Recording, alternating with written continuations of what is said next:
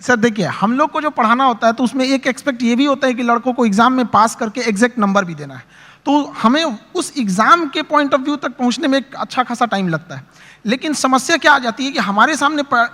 बच्चा जो पढ़ के आ रहा है, जो गांव से आ रहा है, तो कई ऐसे गवर्नमेंट स्कूल या फिर ऐसे जगहों से वो पढ़ के आ रहा है कि जिसका स्टैंडर्ड एकदम मतलब हम एवरेज से भी नीचे समझ जाते हैं। तो सबसे पहले तो चैलेंज हो जाता है उसको ऊपर लेके आना वहां तक। तो एक इलेक्ट्रिक करंट जैसे आप बोले वहां पे, तो लड़के जब शुरू में आते हैं तो उनको ये नहीं समझ में आता कि एम्पियर क्या चीज़ है, वोल्टेज में अंतर क्या नहीं समझ पाते, तो उनको समझाना काफ़ी चैलेंजिंग हो जाता है। तो वही एक छोटा मोटा कि हम लोग ये समझते कि जब हम लोग पढ़ते थे तो हमारे दोस्त हमें अच्छे से समझा देते थे और वो देहाती भाषा में समझाते थे,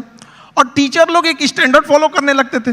तो हमें ऐसा लगता था कि मेरा दोस्त ही ज़्यादा जानकार है लेकिन ऐसा नहीं है कि टीचर के पास नॉलेज रहता था, बट बताते नहीं थे। तो हम लोग के पास जब लड़के आते हैं इलेक्ट्रिक करंट के लिए, तो उसको क्या समझाएगा आदमी कि एक इलेक्ट्रॉन एक छोटा सा पार्टिकल होता है, वो कितनी ज़्यादा आ रहा है, कितना ज़्यादा आ रहा है वो संख्या में दिख रहा है, कितनी भीड़ आ रही है, वो भीड़ उसके लिए एम्पियर हो गई, कितनी भीड़ आ रही है, और किस प्रेशर से भीड़ आ रही है वो उसके लिए वोल्टेज हो गया। अगर 220 वोल्ट है तो उसका प्रेशर अलग, 440 है तो उसका प्रेशर अलग। तो जहां भी हम लोग भीड़ से निकलते हैं तो क्या चीज होती है, दो ही चीजें होती हैं, भीड़ कितनी है और किस स्पीड से निकल रही है। तो जितनी ज्यादा में भीड़ है वो उसका एम्पियर हो गया, जिस प्रेशर से निकल रही है वो उसके लिए वोल्टेज हो गया, जितना ज्यादा होगा वो।